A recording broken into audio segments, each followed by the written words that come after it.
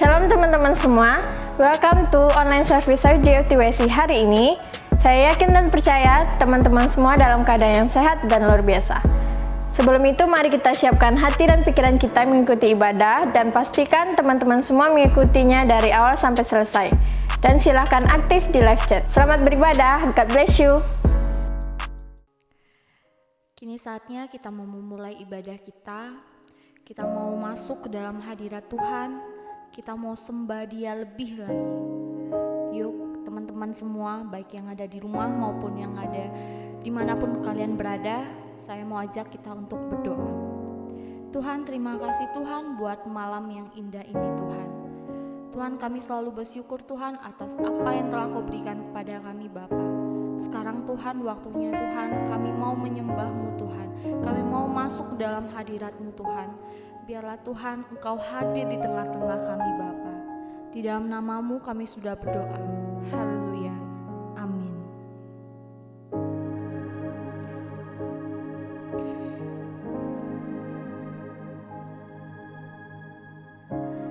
Di dalam kesesakan Kau memberi kedamaian, firman-Mu yang menghiburku.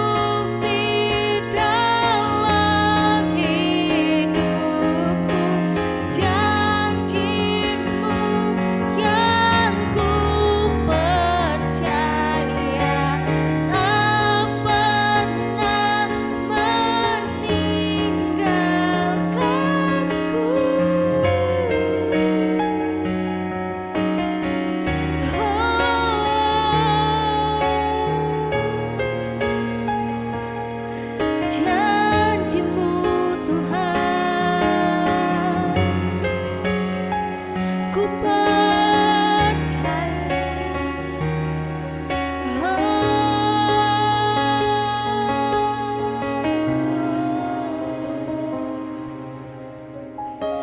Kaulah Tuhan yang berjanji takkan pernah Kau ingkari. Ku percaya Kau tak pernah gagal.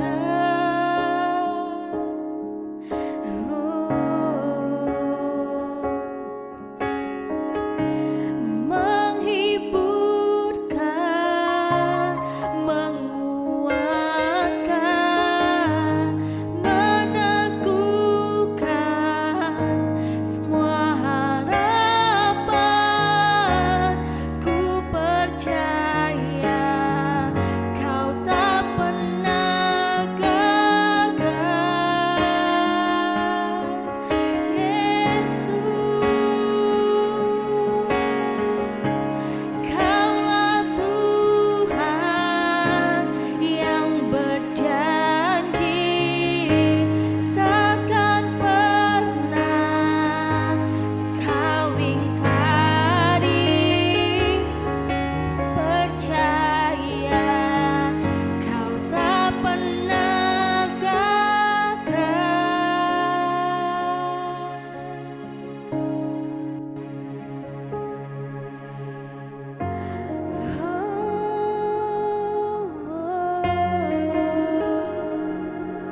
Kau tak pernah gagal, Tuhan.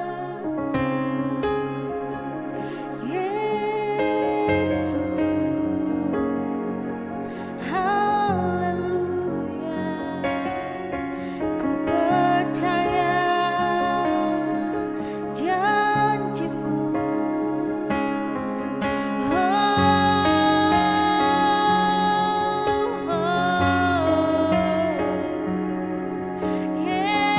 Yesus, ku percaya Tuhan, ku percaya. Haleluya, haleluya.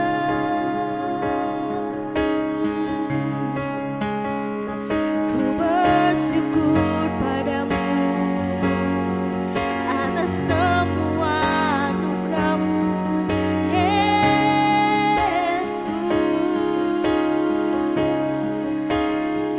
Glory bagi-Mu Tuhan, glory bagi-Mu.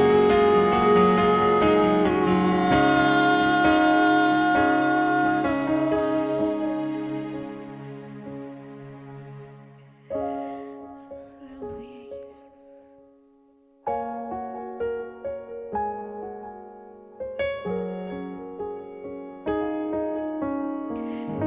Yes, Lord Jesus. Kaulah Tuhan yang berjanji takkan pernah Kau ingkari. Ku percaya Kau tak pernah gagal. Kau yang menghibur kami, Tuhan. Menghiburkan, menguatkan, meneguhkan semua harapan. Ku percaya Kau tak pernah gagal. Halo teman-teman TYC, nama saya Gloria dan ini Vincent. Halo. Kita sudah menikah selama 7 tahun. Kita sudah diberkati dengan 2 anak. Anak pertama kami namanya Sofia. Ya sekarang dia umur 2 tahunan. Anak kedua kami namanya Juda, baru lahir, sekarang sekitar umur 2 bulan. Kita tinggal di kota College Station di negara bagian Texas di Amerika Serikat. Sebelumnya kami mau bilang thank you banget untuk kepada teman-teman semua kalau udah memberikan kami kesempatan untuk sharing kesaksian kami. Waktu tanggal 26 Januari 2018, Vincent dapat diagnosa kanker testis, dan waktu kami menerima berita itu dari dokter, rasanya benar-benar kaget banget, karena Vincent itu sehat, nggak pernah ada sakit apa-apa. Jadi sepertinya benar-benar dunia kami digoncangkan dengan berita itu. Pikiran saya langsung otomatis udah mikir yang enggak waktu menerima berita itu. Ya gimana ya, maksudnya waktu itu juga apalagi saya lagi hamil 7 bulan. Jadi saya langsung dipenuhi ketakutan, gimana kalau misalnya Vincent sampai kenapa-kenapa, apalagi nanti kalau misalnya anak saya sampai tumbuh nggak punya papa. Tapi bukan kebetulan, waktu kebesokannya setelah dapat berita seperti itu, saya ikut acara konferensi kebaktian di gereja. Lalu di tengah-tengah worship, saya itu nangis sama Tuhan dan bertanya juga sih sama Tuhan, Tuhan kenapa kok bisa kejadian seperti ini, rasanya nggak masuk akal gitu. Dan tiba-tiba saya bisa rasakan hadirat Tuhan yang benar-benar nyata. Rasanya tuh hangat, tubuh saya dari ujung rambut sampai ujung kaki benar-benar hangat, dan saya bisa rasakan kayak hadirat Tuhan itu menaungi tubuh saya. Dan pada saat itu langsung juga hati saya rasanya damai, dan Tuhan ingatkan bahwa saya nggak perlu takut. Tuhan itu berdaulat, Tuhan itu sovereign. Apapun keadaan yang terjadi saat ini yang mungkin di depan mata saya kelihatannya nggak baik, Tuhan yang akan take control. Jadi singkat cerita, setelah itu Vincent akhirnya operasi, dan operasinya berjalan dengan lancar, dan setelah operasi dia mesti kemoterapi 2 bulan, dan kemoterapinya juga sukses, dan bulan Mei 2018 akhirnya Vincent dinyatakan cancer free. Lalu fast forward sedikit ke tahun depannya, bulan Agustus 2019, saya lagi kerja waktu itu, dapat telepon dari Vincent. Dia lagi check up sama onkologistnya, tapi dapat berita nggak enak bahwa ternyata kankernya kembali lagi, dan kelenjar getah beningnya sudah lebih membesar. Jadi ya waktu itu cukup panik juga, tapi karena ini udah bukan, maksudnya kita udah biasa ya dapat berita-berita yang mengagetkan seperti itu, ya saya lebih tenang dibandingkan waktu diagnosa awal. Tapi yang saya mau sharing, luar biasanya Tuhan itu benar-benar buka jalan, karena kita udah sempat konsultasi sama beberapa ahli spesialis kanker di Texas, dan mereka semua pada bilang kalau operasi ini riskan banget untuk Vincent. Akhirnya kita sempat kontak sama salah satu dokter kanker spesialis yang memang khusus spesialis kanker testis. Dia tinggalnya di Indiana, jadi awalnya kita komunikasi lewat email, dan orangnya baik sekali. Akhirnya kita terbang ke Indiana untuk menemui dia secara in person, dan Vincent akhirnya operasi di Indiana, dan operasinya berjalan sukses tanpa ada komplikasi. Tuhan benar-benar baik sekali, karena kalau misalnya waktu itu Vincent sempat operasi di Texas, bisa jadi mungkin operasinya tidak akan sesukses ini. Dan ya puji Tuhan, jadi setelah operasi Vincent menyatakan cancer free lagi.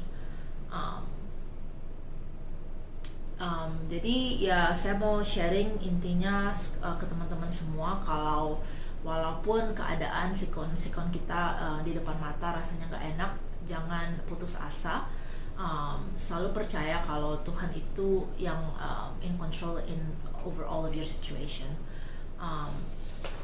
Terus saya mau menutup kesaksian saya dengan ayat dari Yakobus 1 ayat 2 sampai 4. Vincent akan bacakan ayatnya. Oh ya? Ya.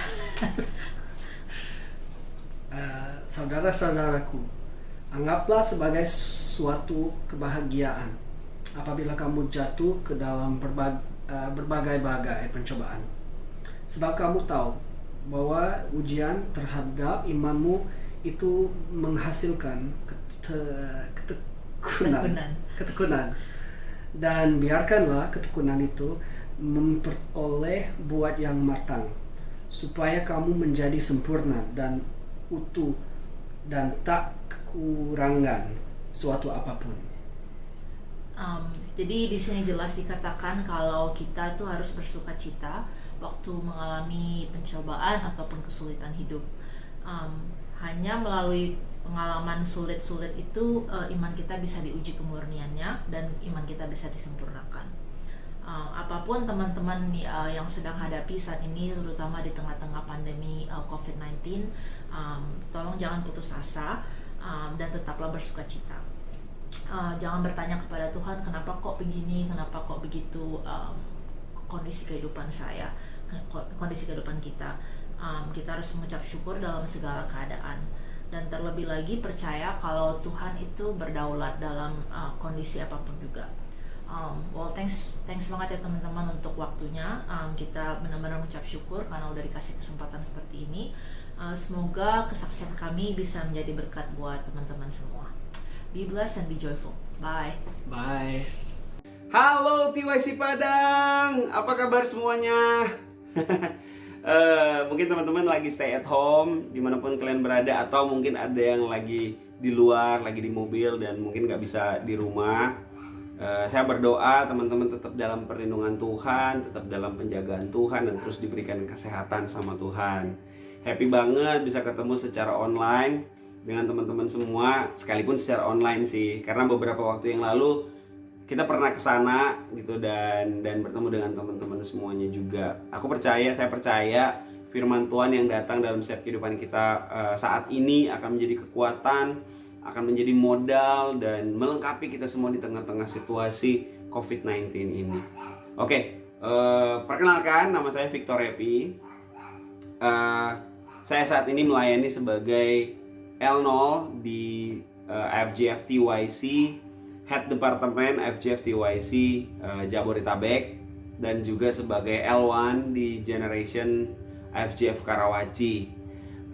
Thank you banget untuk kesempatannya membawakan firman Tuhan pada saat ini kepada teman-teman semua, dan teman-teman yang udah join juga secara online, yang saya percaya tadi sudah diberkati juga dengan hadirat Tuhan lewat setiap penyembahan yang sudah dinaikkan. Waktunya kita mendengarkan suara Tuhan untuk kita semua TYC Padang. Oke, siap semuanya? Mari kita sama-sama berdoa ya.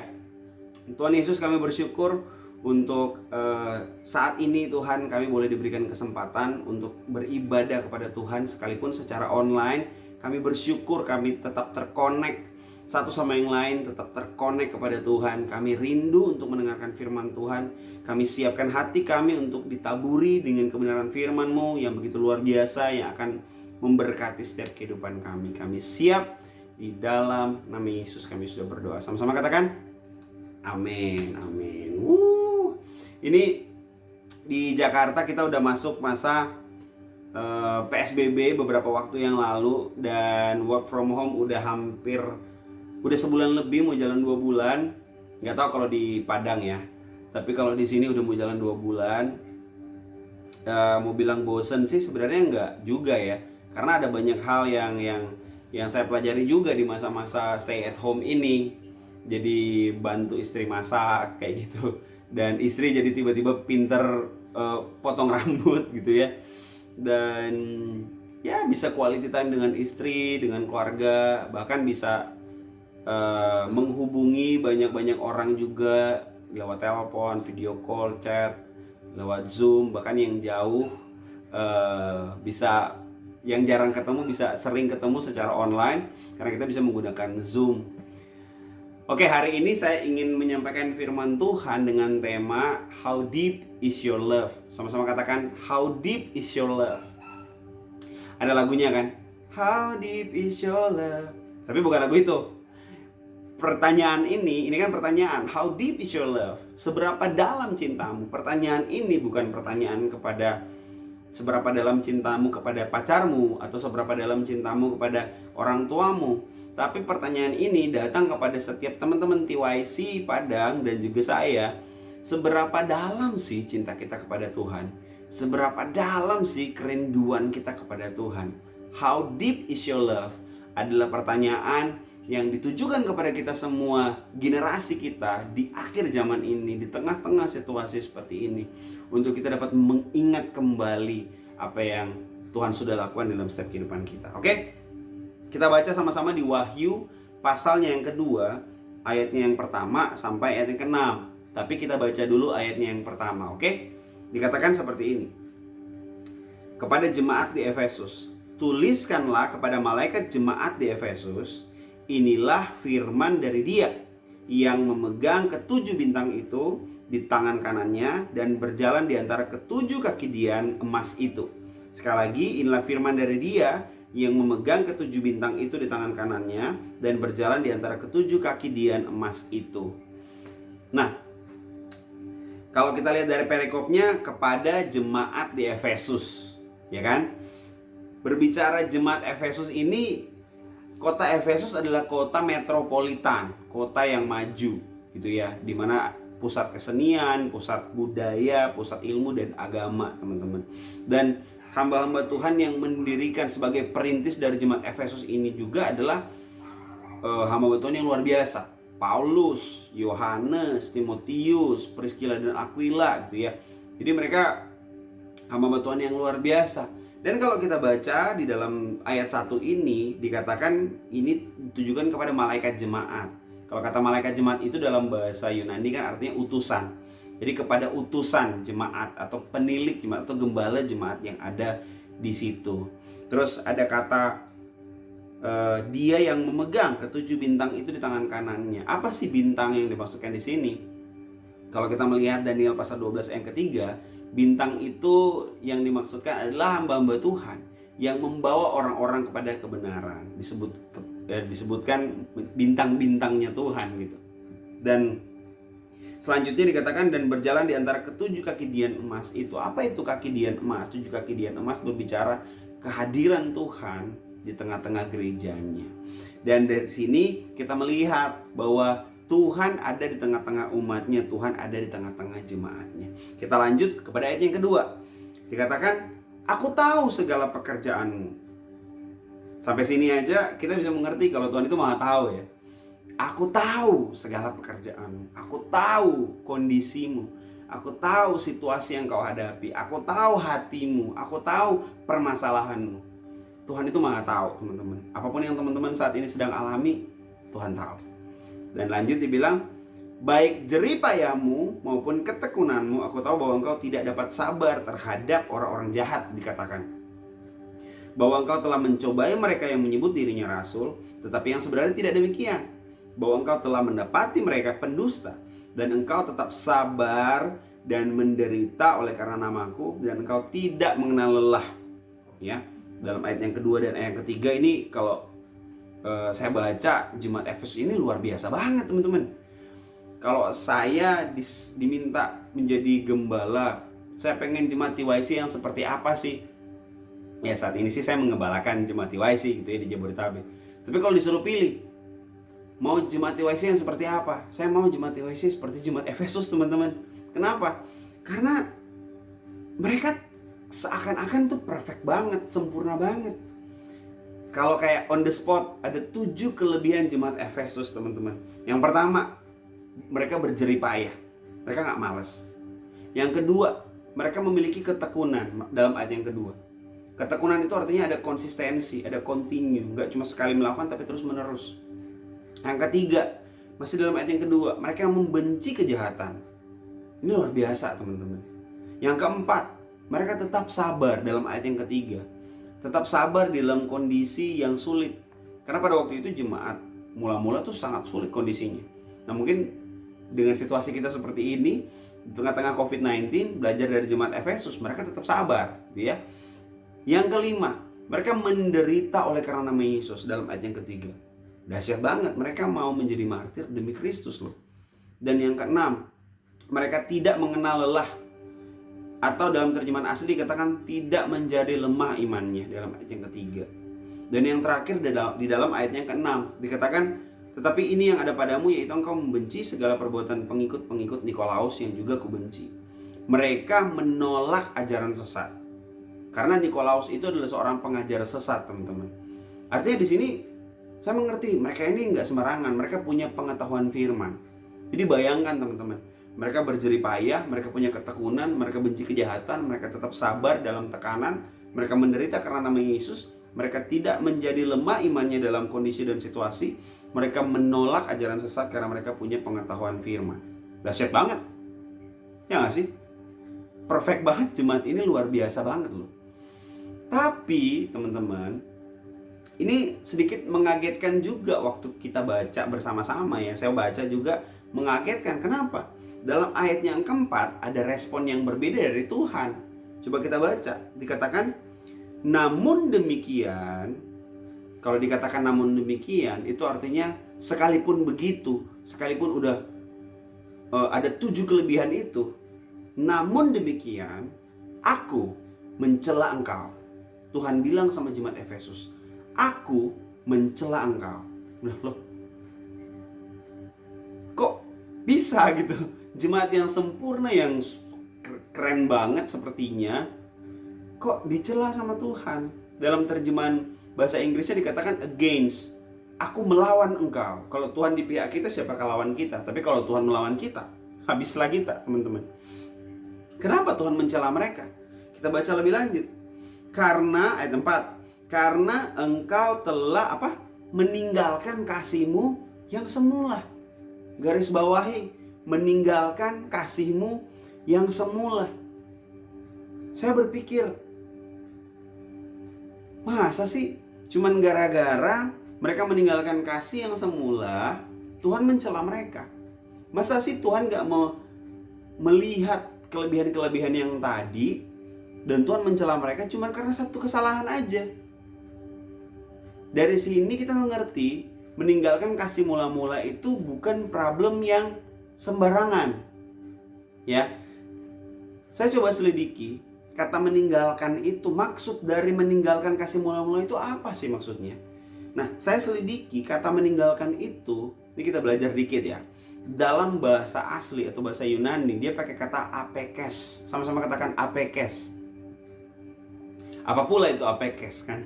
Apekes itu artinya to let go, neglect, abandon, reject. Dan yang lebih kaget lagi, artinya adalah dia punya pengertian yang sama dengan divorce atau perceraian atau diceraikan. Dari sini kita mengerti, teman-teman, keselamatan itu gratis, tapi sungguh-sungguh itu adalah keputusan. Jemaat Efesus mungkin perfect banget dalam hal-hal yang lain, tapi Tuhan mencela mereka karena mereka menceraikan kasih Tuhan. Berbicara tentang perceraian, akhir-akhir ini banyak orang bercerai, termasuk orang-orang Kristen. Bahkan kalau lihat kemarin berita di Wuhan, banyak sekali keluarga-keluarga yang bercerai. Di tengah-tengah COVID-19 Corona ini, orang stres, depresi, dan banyak orang yang bercerai. Tapi saya mau kasih tahu, perceraian itu bukan pilihan yang terbaik.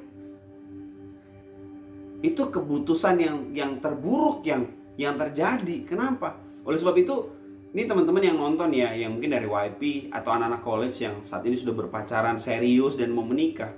Saya mau kasih tahu, menikah itu bukan problem sembarang, bukan hal yang simple, hal yang sembarangan, teman-teman.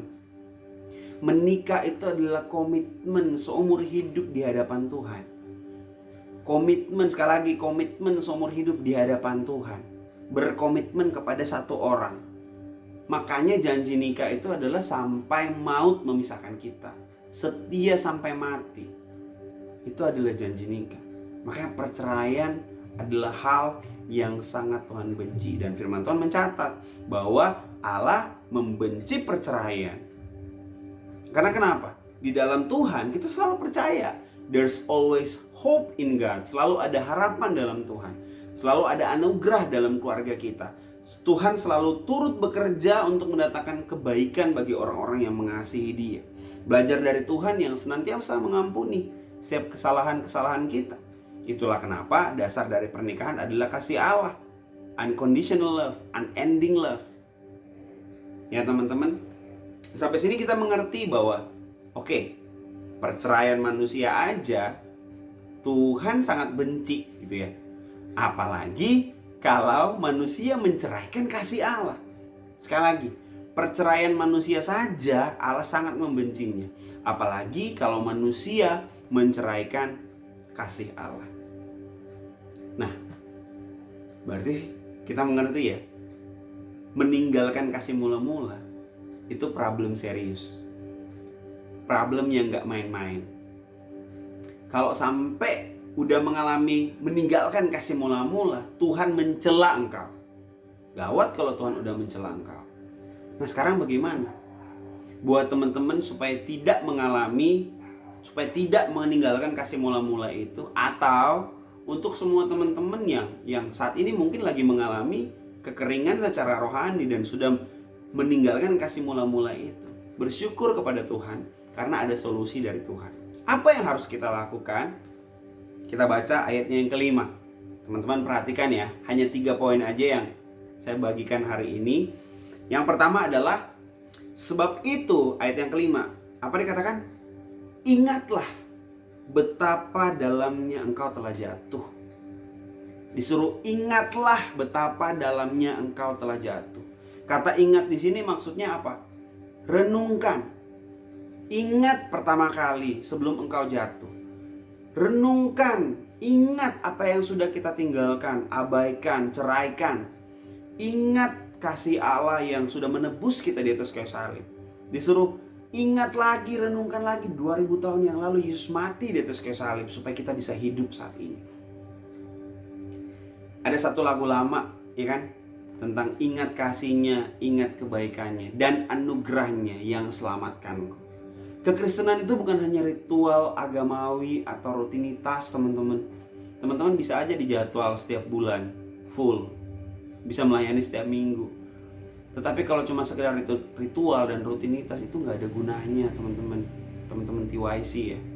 Kekristenan itu adalah persekutuan atau hubungan dengan Allah itu sendiri, dengan Kristus. Oleh sebab itu kalau ada masalah harus dibereskan. Teman-teman nggak bisa datang ibadah, cuma sekedar datang ibadah, angkat tangan, nyanyi, nangis, dengar firman, pulang tanpa ada pertobatan. Apalagi sekarang kita lagi online, gak ada yang bisa cek, teman-teman. So don't take this season for granted. Jangan, mumpung lagi work from home, lagi belajar dari rumah, jadi rebahan terus setiap hari gitu ya. Nggak ngapa-ngapain. Baca Alkitab juga kagak gitu ya. Jangan sampai begitu juga, teman-teman. Justru di momen-momen seperti ini we need to take it seriously. Justru di momen-momen seperti ini Tuhan lagi mengizinkan kita, anak-anak TYC, anak-anak Tuhan, untuk kita bisa lebih dalam lagi di dalam firman, untuk kita bisa lebih dalam lagi mengejar hadiratnya. Karena kita punya waktu yang sangat banyak, teman-teman. Jangan justru malah yang lebih banyak game online di masa-masa seperti ini. Sekali lagi, don't take this season for granted. Jangan sampai kayak banyak orang berkata, saya orang Kristen, tapi lupa memprioritaskan Tuhan. Saya orang Kristen, tapi lupa kalau dia harus cari dahulu kerajaan Allah dan kebenarannya, baru yang lain ditambahkan. Makanya sama seperti yang ada di dalam Yohanes pasal yang ke-6, kalau teman-teman baca gitu ya. Mereka ikut Yesus. Tuhan, kami sudah mencari Engkau kemana-mana. Tuhan Yesus tahu mereka ikut dia hanya karena mereka pengen makan. Karena barusan di dalam perikop atau pasal sebelumnya mereka dikasih makan. 5.000 orang dikasih makan. 5.000 orang laki-laki. Kalau digabung semua berarti 10.000 dengan perempuan dan anak-anak. Bayangkan mereka baru dikasih makan gratis. Siapa sih yang gak mau makan gratis? Anak kosan apalagi ya, mau makan gratis. Tapi bukan berarti kita ikut Tuhan cuma karena perut, teman-teman. Tuhan menegur mereka, kamu ikut aku bukan karena kamu pengen ikut aku, tapi karena kamu pengen makan, kata Tuhan. Akulah roti hidup, kata Tuhan. Akulah yang kamu butuh. Mereka datang hanya untuk perut mereka. Seringkali kita datang cuma karena berkat, cuma supaya untuk kekayaan, kesembuhan, mujizat dan lain-lain. Kita harus datang kepada pribadinya, teman-teman. Ketika kita bertemu dengan Yesus, maka kita akan mengalami mujizatnya. Ketika kita bertemu dengan Yesus, kita akan mengalami berkatnya. Ketika kita bertemu dengan Yesus, maka sakit-sakit pun akan disembuhkan, teman-teman. Sekali lagi, pribadinya yang dicari, bukan berkatnya. Karena Yesus cukup di dalam setiap kehidupan kita. Jangan sampai kita beribadah secara lahiriah, tapi hati kita menjauh daripada Tuhan. Ingatlah betapa dalamnya engkau telah jatuh. Ingatlah kasih Yesus yang menebus kita dari kematian, teman-teman. Yang kedua, setelah kita disuruh ingat, yang kedua dalam ayat yang kelima dikatakan apa? Bertobatlah. Ini cuma satu kata gitu ya. Ayo ngomong samping kanan samping kiri, katakan bertobatlah. Bertobatlah kau, woi. Bertobatlah. Atau ngomong sama diri sendiri kalau nggak ada orang lain. Bertobatlah. Kata bertobat ini dalam bahasa Yunani adalah metanoia. Metanoia itu artinya berbalik 180 derajat, bukan 45, bukan 90, bukan 360, itu artinya balik lagi gitu ya. Tapi 180 derajat. Mana bisa kita jalan sama Tuhan tapi gandengan sama iblis? Ya nggak bisa, beda arah bro. Cuma pertanyaannya begini, kalau kita udah hidup dalam pertobatan, kita bisa nggak melakukan kesalahan, Kak? Nih, saya kasih contoh ya. Contoh kasus Saul dan Daud. Sama-sama raja, sama-sama memerintah 40 tahun, sama-sama berkarisma, sama-sama pahlawan, sama-sama pernah juga melakukan kesalahan. Tapi responnya berbeda. Waktu Saul melakukan kesalahan dan ditegur oleh Samuel, apa yang Saul lakukan? Saul nggak sungguh-sungguh minta maaf. Saul bilang begini ke Samuel, ya udah deh, ini bahasa sehari-hari ya. Ya udah deh, aku minta maaf asalkan kamu kembali ke sisiku. Karena dia tahu tanpa Samuel dia tidak berdaya, gitu ya. Terus ditegur lagi sama Samuel di waktu yang sama. Dia masih nggak sadar, dia masih bilang begini, ya udah deh, aku minta maaf. Tapi kamu hormati aku juga dong. Aku kan Raja Israel. Teman-teman bisa baca ya, bisa cek sendiri di dalam Alkitab. Ini aku cuma pakai bahasa sehari-hari aja. Akhirnya kenapa? Sikapnya itulah yang membuat dia ditolak oleh Tuhan. Dia bilang, ya udah deh, aku minta maaf, tapi kamu hormati aku juga dong. Sombong kan? Sikap hatinya tuh nggak benar di hadapan Tuhan. Tapi coba kita bandingkan dengan Daud. Waktu Daud melakukan kesalahan, padahal kalau mau dibilang kesalahan Daud itu parah banget loh. Kesalahan Saul itu cuma kesalahan prosedural, tapi kesalahan Daud adalah kesalahan asusila. Dia kesalahan moral, permasalahan moral. Dia mengintip istri orang mandi, dia berzina dengan istri orang itu, terus kemudian hamil, terus dia merencanakan pembunuhan, terus suaminya itu mati. Terus berapa bulan itu dari mereka berzina, hamil sampai melahirkan, kan lama banget, berbulan-bulan. Bayangkan Daud menyimpan dosa itu selama berbulan-bulan. Kalau kita mau bandingkan, wah Daud parah banget sih. Tapi kenapa Daud disebut man after God's own heart? Orang yang berkenan di hatinya Tuhan, sedangkan Saul ditolak sama Tuhan. Apakah Tuhan pilih kasih? Enggak. Masalahnya adalah di responnya. Waktu Daud ditegur oleh Nabi Nathan, Nabi Nathan katakan, kamulah orangnya, kamu sudah berdosa. Apa yang dilakukan Daud? Daud tersungkur, dia menyesali perbuatannya, dia sobek jubahnya, dia taruh debu di atas kepalanya, dan dia berpuasa berhari-hari, teman-teman. Kenapa? Karena dia begitu menyesali. Dia udah berpuasa berhari-hari, anaknya masih tetap mati, teman-teman. Kalau mungkin orang lain atau saya jadi Daud, mungkin saya protes sama Tuhan. Tuhan, aku udah puasa, aku udah gini, aku udah menyesal, kok anaknya masih mati. Tapi teman-teman lihat apa yang dilakukan oleh Daud. Dia bangun, dia mandi, dia berberes-beres gitu ya. Terus dia masuk ke bait Allah, dia menyembah Tuhan. Wah, gila. Waktu saya baca ya, saya merinding juga. Dahsyat, makanya Daud disebut orang yang berkenan di hatinya Tuhan, teman-teman. Karena dia punya sikap hati yang benar ketika dia melakukan kesalahan, diakui di hadapan Tuhan dan dia datang kepada Tuhan. Karena gak ada manusia yang sempurna, hanya Yesus. Gitu ya. Pertobatan kita bukan berarti kita hidup tanpa dosa. Pertobatan kita artinya kita masih bisa melakukan kesalahan, tapi kita selalu bisa mengakuinya di hadapan Tuhan dan menjadi orang yang lebih baik lagi bersama dengan Kristus, berjalan bersamanya setiap hari. Karena kita berdusta kalau kita berkata kita tidak berdosa. Tapi dia kasih solusi dalam 1 Yohanes 1 ayat 9. Kalau kita mengaku, dia setia dan adil untuk mengampuni. Pertobatan kita bukan berarti kita tidak lagi melakukan dosa, tetapi tidak tetap tinggal dalam dosa yang sama. Contoh, waktu babi jatuh ke kubangan dan kita jatuh ke kubangan, kan beda. Kalau babi suka, kalau kita kan enggak. Waktu jatuh kita berdiri, membersihkan tubuh kita, mandi, dan kita tidak akan melewati jalan yang sama. Begitu juga waktu kita mengendaraan mobil. Kita nggak mungkin sembarangan menabrakkan mobil itu ke pohon kan, sekalipun ada asuransi. Tapi bisa nggak keserempet? Bisa. Tapi kita nggak sembarangan juga. Begitu juga dengan keselamatan kita. Keselamatan kita sudah dijamin oleh Tuhan, tapi kita nggak sembarangan menabrakkan diri kita kepada dosa kan. Seperti itu kira-kira teman-teman. Jadi bertobatlah, jauhi dosa, bukan karena supaya kita nggak dihukum, tapi karena kita mengasihi Tuhan. Jauhi dosa karena kita mengasihi Tuhan. Dari mana kita bisa mengetahui pertobatan seseorang? Ya kan? Dari mana coba?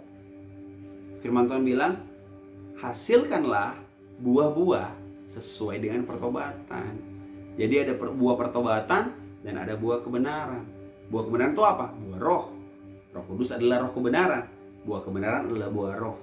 Makanya mungkin teman-teman hafal kan pasti lagu anak sekolah minggu, kasih, sukacita, damai sejahtera, kesabaran, kemudian sampai terakhir pengendalian diri. Seringkali anak-anak muda salah gitu kalau di dalam mengekspresikan kasih. Kalau kita berbicara kasih gitu ya. Siapa yang nonton ini yang udah punya pacar? Angkat tangan aja di tempat. Mungkin udah punya pacar gitu ya. Atau siapa yang suka nonton drama Korea?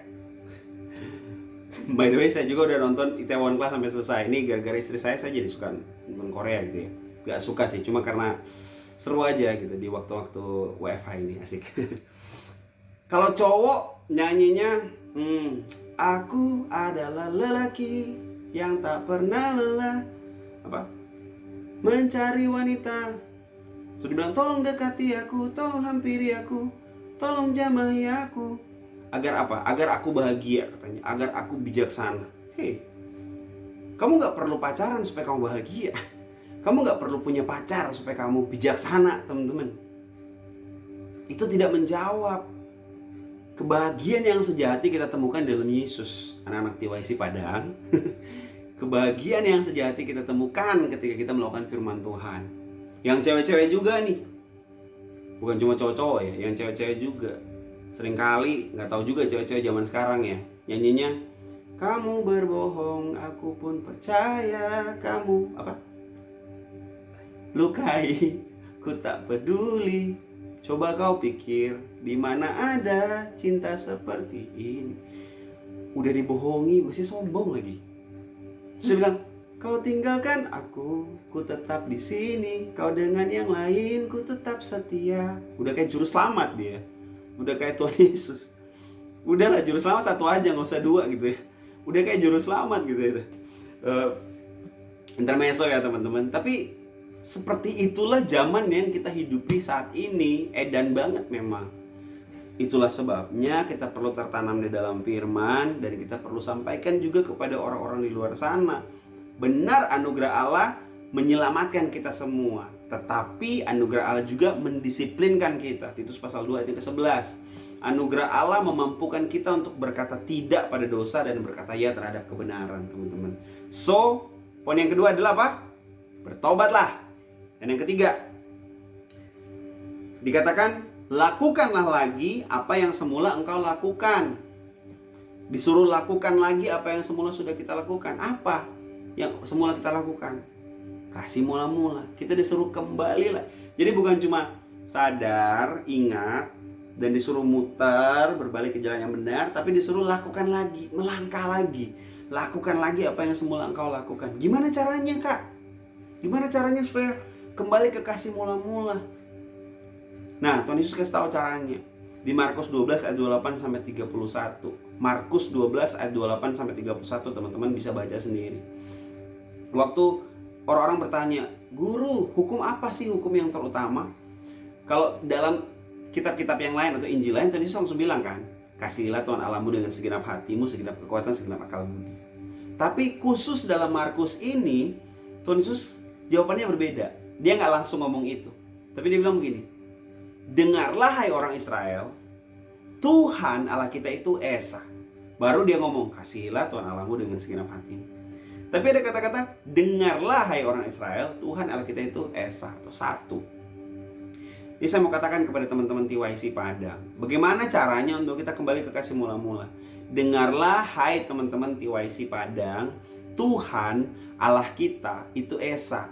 Dia nggak suka diduakan. Maksudnya gimana sih? Contohnya gini. Statement "aku mengasihimu Tuhan" hanya bisa diterima kalau Tuhan satu-satunya dalam hidup kita. Bayangkan kalau kita punya pacar, kita ketemu dengan pacar, teman-teman yang udah punya pacar ya, ketemu dengan pacarnya terus bilang "I love you". Seneng gak dia? Senang.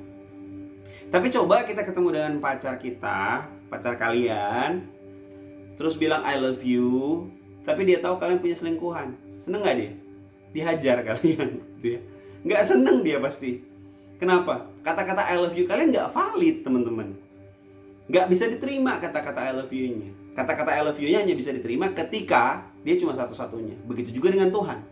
Kata-kata "aku mengasihimu Tuhan" hanya bisa valid ketika Tuhan menjadi satu-satunya dalam setiap kehidupan kita. Jadi bagaimana sih caranya untuk kita lakukan lagi apa yang semula sudah kita lakukan untuk kembali ke kasih mula-mula? Jadikan Tuhan satu-satunya dalam setiap kehidupanmu. Jangan gantikan Yesus dengan apapun. Segala sesuatu yang lebih penting dari Tuhan, yang mencuri perhatian dan waktumu, yang membuat kamu mencari itu lebih daripada Tuhan, itu adalah berhala, teman-teman. Ayo berubah. Jadikan Tuhan prioritasmu. Kalau kita lagi jauh dari Tuhan, yang mendekat, jangan menjauh. Karena kalau kamu menjauh, kamu gak bisa mendapatkan solusi. Aduh, aku lagi gak layak nih, lagi berbuat dosa, lagi berbuat kesalahan, ya udah gak usah ibadah dulu deh. Lah, justru kamu lagi down, lagi berbuat kesalahan, berbuat dosa, mendekat sama Tuhan. Karena solusinya hanya bisa ditemukan dalam Tuhan, teman-teman. Firman Tuhan berkata, "Tunduklah kepada Allah dan lawanlah iblis, maka ia akan lari daripadamu. Mendekatlah kepada Allah dan ia akan mendekat kepadamu." Satu-satunya solusi hanya mendekat kepada Tuhan. Karena aku percaya Tuhan gak mungkin membosankan, teman-teman. Kalau mungkin teman-teman saat ini sudah mulai bosan dengan ibadah, apalagi ibadahnya secara online, kita gak bisa saling bertatap-tatapan. Kalau mungkin teman-teman sudah mulai bosan baca Alkitab, mungkin pertanyaannya, apakah teman-teman sudah kehilangan kasih mula-mula itu? Atau teman-teman pun menyadari teman-teman sudah kehilangan kasih mula-mula itu? Kalau teman-teman udah mulai bosan dengan menikmati hadirat Tuhan, masuk dalam hadirat Tuhan, berdoa, mungkin teman-teman sudah kehilangan kasih mula-mula itu, teman-teman. Karena saya mau katakan, Tuhan tidak mungkin membosankan. Tuhan tidak mungkin membosankan. Dia sumber sukacita, dia sumber pengharapan, dia sumber kekuatan. Baca Alkitab, doa, ibadah gak mungkin membosankan. Jangan biarkan dunia ini mempesonamu sehingga Kristus yang tiada tara itu terlihat membosankan. Jangan biarkan pacarmu membuat kamu gak rajin ibadah. Kalau pacarmu membuat engkau jauh daripada Tuhan, putusin. Karena pacarmu gak mati buat kamu, Yesus yang mati buat kamu. Gak worth it, teman-teman. Oleh sebab itu pilih Yesus. Karena aku percaya waktu kamu punya Yesus, kamu punya segala-galanya. Karena seringkali kita lebih mencintai aktivitas rohani daripada mencintai hadirat Tuhan. Kita terlihat melayani, tapi kita tidak tinggal di dalam hadirat Tuhan. Karena dosa seringkali kita sembunyikan di balik status rohani kita. Padahal dosa tidak takut dengan status rohani. Oleh sebab itu, malam hari ini atau saat ini teman-teman, yuk kita tanya sama Tuhan. Tuhan, selidiki aku, uji hatiku, apakah aku benar mengasihi Engkau? Seperti sebuah lagu, selidiki aku, lihat hatiku. Karena Tuhan bisa melihat sampai kedalaman hati kita. Malam hari ini atau saat ini, kalau teman-teman semua mendengar firman Tuhan ini dan kau menyadari bahwa mungkin aku sudah meninggalkan kasihku yang semula. Coba ingat 5 tahun yang lalu waktu engkau pertama kali menerima Yesus sebagai Tuhan Juru Selamat, secinta apa sih engkau baca firman?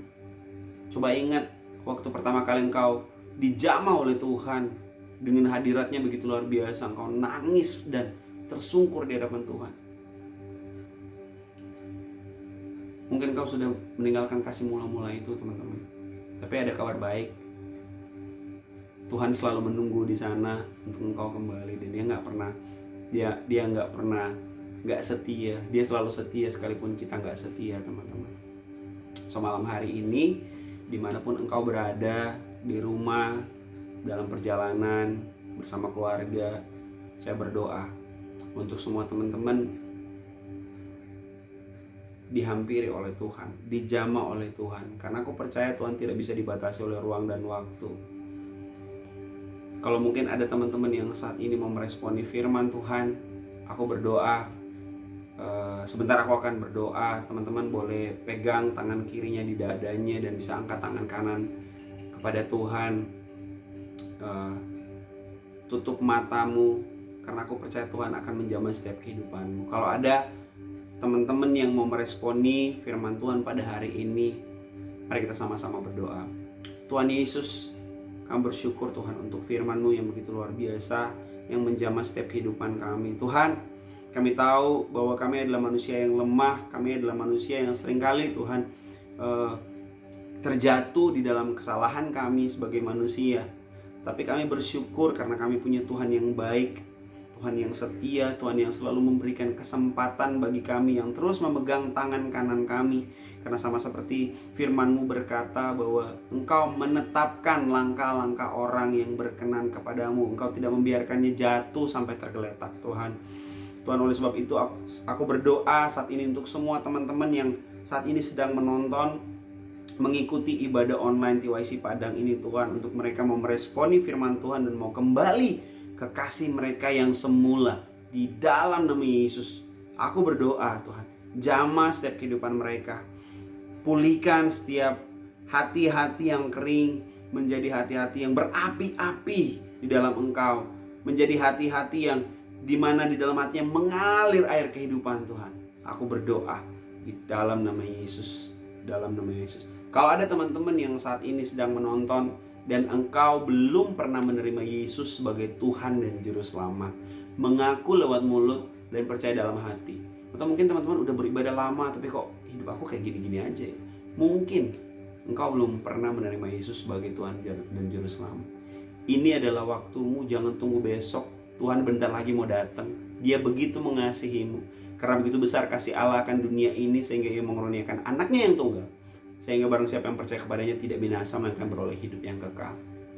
Kalau teman-teman engkau mau menerima Yesus sebagai Tuhan dan Juru Selamat pada hari ini, engkau bisa angkat tangan kanan, angkat kedua tanganmu di hadapan Tuhan dan ikuti saya berdoa. Tuhan Yesus, hari ini aku menerima Engkau sebagai Tuhan dan Juru Selamat.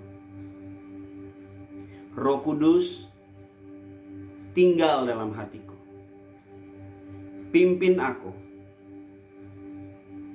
mulai malam hari ini sampai seterusnya. Tuhan Yesus, berdaulat penuh atas hidupku dan peganglah masa depanku. Aku serahkan hidupku kepadamu. Di dalam nama Yesus aku sudah berdoa. Amin, amin. Luar biasa. Thank you banget teman-teman semua. Aku percaya di tengah-tengah situasi COVID-19 ini tidak ada yang bisa menghentikan firman Tuhan. Tidak ada yang bisa menghentikan kebangunan rohani. So teman-teman, aku mau encourage kalian semua yang menonton, yang mengikuti ibadah online ini, start telepon teman-teman yang kalian kenal, telepon teman-teman yang mungkin Tuhan ingatkan dalam hati dan pikiran kalian, tanyakan keadaannya, doakan dia. Aku percaya di tengah-tengah situasi yang sulit ini justru akan terjadi kebangunan rohani, di mana orang-orang akan dibangkitkan oleh Tuhan, di mana orang-orang akan mencari Tuhan dengan haus dan lapar akan firman Tuhan. Aku berdoa teman-teman TYC Padang tetap dijaga oleh Tuhan dan tetap dipakai oleh Tuhan dengan luar biasa, menjangkau jiwa-jiwa yang akan Tuhan kirimkan. So be ready, prepare for revival, karena Tuhan akan bekerja dengan luar biasa. Terima kasih untuk kesempatan yang diberikan. Stay connected to God. People is our mission. Connect with God and make disciples. God bless you.